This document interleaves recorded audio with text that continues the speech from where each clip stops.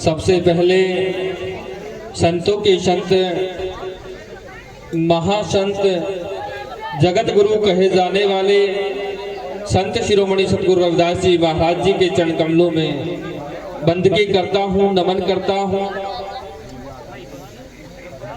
और हम सबको आज इतने अच्छे कार्यक्रम को लगाने का अवसर प्राप्त कराने वाले शोषित वंचितों के मसीहा, नारी के मुक्तिदाता, ज्ञान के प्रतीक भारत रत्न बाबा साहेब डॉक्टर भीमराव अम्बेडकर जी के चरण कमलों में कोटि कोटि नमन करता हूँ। और अब एक ही कतार में सर्व समाज में जन्मे सभी संतों, महापुरुषों, पीर पैगंबरों को नमन करते हुए मंच पर उपस्थित सभी महात्मा गण, आप सभी को मेरी सादर बंदगी, सभी को मेरा नमन। और मेरे समक्ष बैठे मेरे बड़े बुजुर्ग, नौजवान, हम उम्र, मेरी माताएं, बहनें, आप सभी को एक बार फिर से धन गुरुदेव, जय गुरुदेव, जय भीम, नमस्कार।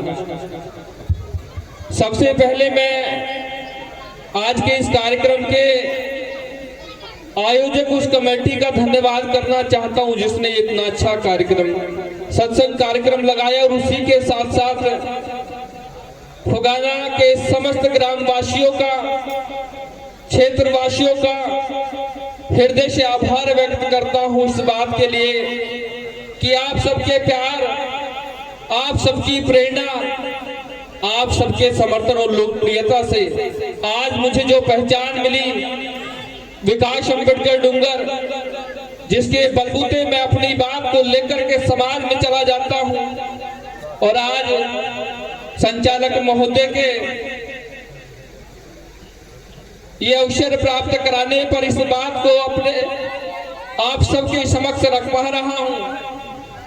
सच में मैं इस सब के लिए फुगाना ग्रामवासियों का, क्षेत्रवासियों का हृदय से आभार व्यक्त करता हूं। और हमेशा मैं आप सबका ऋणी रहूंगा कि मुझे आप सबसे ये पहचान मिली।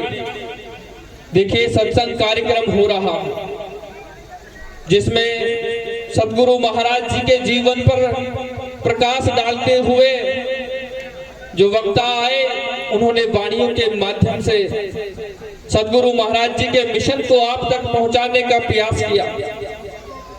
वहीं मैंने जितना सतगुरु महाराज जी को पढ़ा, मैंने जितना सतगुरु महाराज जी को जाना, उनके जीवन से मुझे जो प्रेरणा मिली, मुझे लगता है कि आज आप जहां भी देखते हैं, देश भर में, प्रदेश भर में, क्षेत्रों में जो सत्संग कार्यक्रम लगते हैं, जिनमें संतों गुरुओं के संघर्षों को, उनके संदेश को समाज तक पहुंचा करके समाज में जो परिवर्तन की लड़ाई है उसे आगे बढ़ाया जाता है। आज जो सत्संग लग रहा है उसमें भी कहीं ना कहीं वैचारिक परिवर्तन और सामाजिक परिवर्तन के लिए जद्दोजहद है। आप देखेंगे कि हमारे बीच में ऐसे संत श्री सतीश दास महाराज जी, जो सामाजिक कल्याण के लिए लगातार प्रयासरत रहते हैं। वो शुक्रताल के अंदर अनुसुईया धाम के माध्यम से वैचारिक और सामाजिक परिवर्तन की इस लड़ाई को निरंतर आगे बढ़ाते हैं। आज मैं उन संत की चर्चा इसलिए करता हूं क्योंकि वो संतों के दिखाए हुए इस मार्ग पर वास्तव में उनके उस संदेश को लेकर के समाज में उस परिवर्तन को लेकर के, उस पीड़ा को लेकर के लगातार कार्य कर रहे हैं। और ऐसा कार्य कि महाराज जी के द्वारा एक जन जागृति मिशन के नाम से ऐसा ट्रस्ट बनाया गया, जो ट्रस्ट इस समाज के गरीब बच्चों को पढ़ने का मौका देता है, इस समाज की गरीब बेटियों की शादी का खर्च उठाता है। ऐसा ट्रस्ट जो इस समाज में परिवर्तन चाहता है, ऐसा परिवर्तन जो हमारे संतों गुरुओं ने चाहा, ऐसा परिवर्तन जो कल आने वाले समय को लिख सके। और ये कब संभव हो सकता है? तब आप और हम सब मिलकर के ऐसे संतों का समर्थन करें, ऐसे संतों का सम्मान करें। हमारे बीच में ऐसे ही एक और संत जो दोगट से बिलोंग करते हैं, जो दोगट में एक ऐसा आश्रम तैयार कर रहे हैं, जो आश्रम हमारे बिखरे हुए समाज को इकट्ठा करने की प्रेरणा देता है। मेरे जीवन के पहले संत आज इस मंच से मैं अगर उनकी प्रशंसा कर रहा हूं तो सिर्फ इस बात के लिए कि जो समाज हमारा पंतों में बिखर करके कमजोर हो रहा था, हमारे संत श्री संजय दास जी महाराज जी ने उस बिखरे हुए समाज को, पंतों में टूटे हुए समाज को एक बनाने के लिए प्रयास किया और लगातार वो उस पर संघर्ष कर रहे हैं। इसलिए मैं जब भी मुझे मौका मिलता है, मैं अपने समाज से, समाज के बड़े बुजुर्गों से, मेरे हम उम्र नौजवानों से और मेरी माताओं बहनों से ये अपील करता हूं कि आज इस बात की चिंतन करने की जरूरत है कि हमें ऐसे संतों के समर्थन की जरूरत है। अगर हम ऐसे संतों का समर्थन करते हैं, जिस तरह से आज हम सत्संग का समर्थन करके यहाँ एक परिवर्तन की उम्मीद लेके बैठे हैं, अगर आप वास्तव में सामाजिक परिवर्तन चाहते हैं, आप चाहते हैं कि समाज को आर्थिक मुक्ति से निकाल करके बराबरी में लाया जा सके, तो सत्संगों के साथ साथ संतों का समर्थन करना होगा। और आज मेरे बड़े बुजुर्गों से ये अपील भी है कि देखिए, अगर आप लंबे समय इस सत्संग को आगे चलाना चाहते हैं, सदगुरु महाराज जी के संदेश को निरंतर घर घर पहुंचाना चाहते हैं, तो आपको ऐसे संतों के साथ साथ समाज के उन युवाओं का भी समर्थन करना पड़ेगा जो कल की आने वाली पीढ़ियां आप जैसी बुजुर्ग होकर भी समाज में इस सामाजिक परिवर्तन की लड़ाई को निरंतर आगे बढ़ाने का काम करेंगे। अक्सर मैंने देखा, जब मुझे ऐसे सत्संग में बोलने का मौका दिया जाता है तो उससे पहले एक संदेश मेरे दिमाग में डाल दिया जाता है कि आप नीले गमछे वाले और ये सत्संग का कार्यक्रम है, सत्संग का माहौल खराब नहीं होना चाहिए। 1 मिनट में अपनी बात रखें।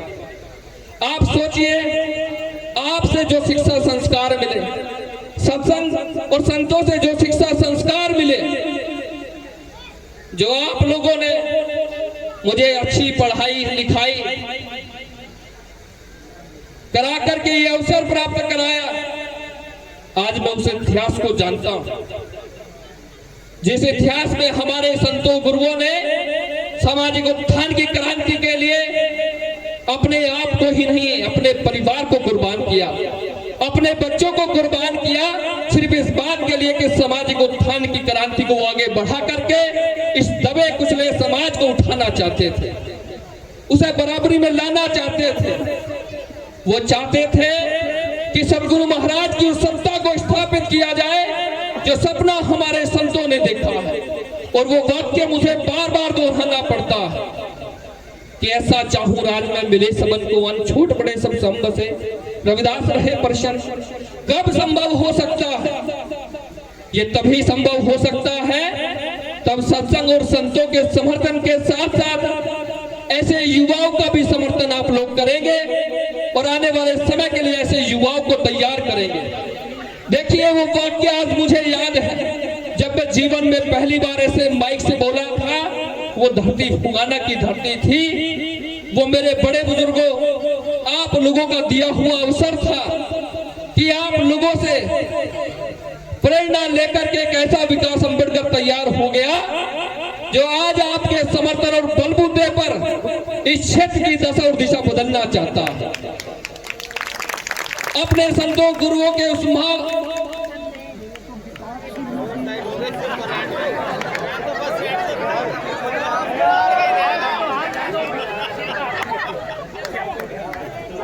अपने संतों गुरुओं के उस मिशन को आगे बढ़ा करके अपने क्षेत्र की सामाजिक परिवर्तन को करना चाहता है।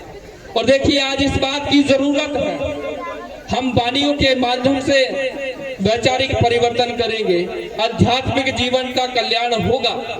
लेकिन सोचिए आज जिस हालात में हम जीते हैं, आप देखिएगा कहीं हमारे संतों का अपमान होता है, कहीं हमारे बड़े बुजुर्गों की पगड़ियां उछाली जाती है, कहीं हमारी माताओं बहनों पर, बहन बेटियों पर जुल्म होता है, और कहीं तो हमारे नौजवान कत्लेआम हो जाते हैं। क्या कर रहे हैं उस सब के लिए? कैसे रोक सकते हैं उस सब को? उसके लिए जिस संदेश को बार बार सतगुरु महाराज जी ने फरमाया, उस पर हमें काम करना पड़ेगा। और सतगुरु महाराज जी यही चाहते थे कि सतगुरु महाराज जी की सत्ता तभी आ सकती है तब आप लोग इकट्ठे होकर के सत्ता परिवर्तन की लड़ाई में भी हिस्सेदारी करें।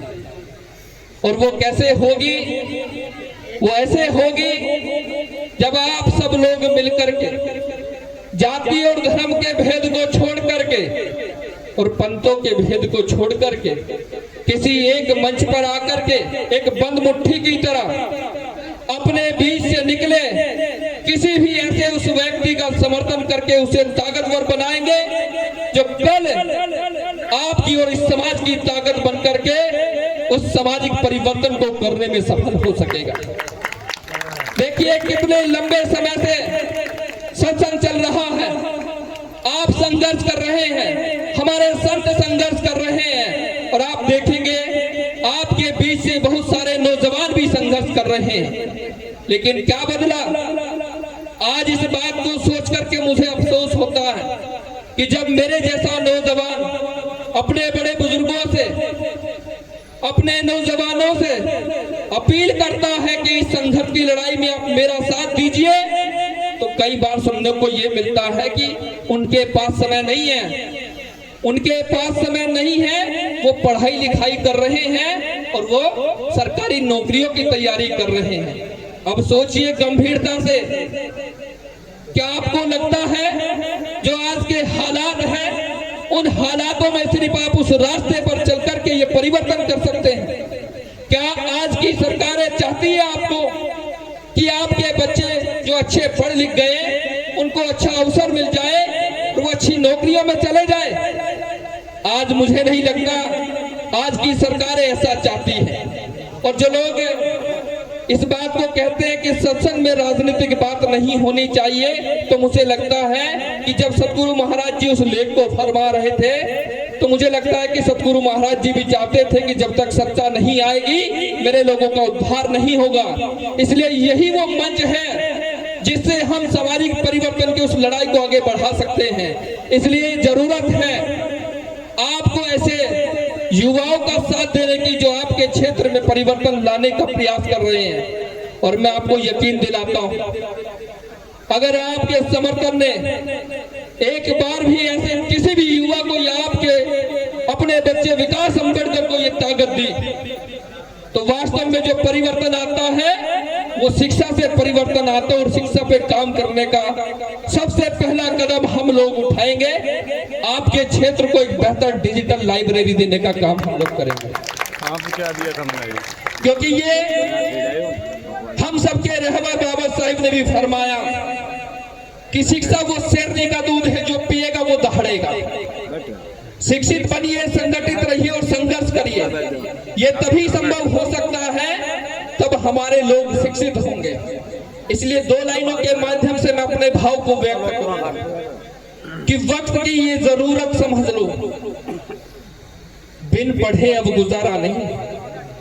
कि वक्त की ये जरूरत समझ लो, बिन पढ़े अब गुजारा नहीं है। और ना कोई रहनुमा, ना कोई हुकूमत, अब कोई भी तुम्हारा नहीं है। अगर आप चाहते हैं अपने क्षेत्र में परिवर्तन, तो अपने बच्चों को शिक्षा की तरफ अग्रसर कीजिए।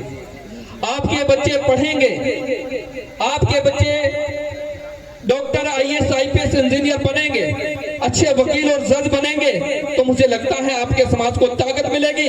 अगर आपके बीच से आपका अगर कोई ऐसा नौजवान, ऐसा बच्चा जो राजनीतिक परिवर्तन की लड़ाई को लेकर के उस मुकाम तक जाना चाहता है कि आपके बच्चों को अच्छे शिक्षा के अवसर मिले, तो ऐसे नौजवान का भी आपको समर्थन करने की जरूरत है। मैं बहुत बहुत धन्यवाद करता हूं आज मेरे उन संतों गुरुओं का, संचालक महोदय का, जिन्होंने पहली बार कहा कि आज विकास अम्बेडकर खुल के बोलना, जो बात आपके दिल में है अपने लोगों तक पहुंचाना। और अंत अपनी बात को मैं विराम दूंगा एक संदेश देकर। देखिए, अगर आप सच में सदगुरु महाराज जी के अनुयायी हैं, आप संतों महापुरुषों को मानते हैं और आप सच में अपने बच्चों से प्रेम करते हैं, तो आज उनके दिए हुए उस संदेश पर चल करके आपको भविष्य में ऐसे हर नौजवान का समर्थन करना है जो आपकी लड़ाई को लेकर के आगे बढ़े। इसी के साथ आप सभी को जय भीम, धन गुरुदेव, जय गुरुदेव, सतनाम सत साहेब, नमस्कार।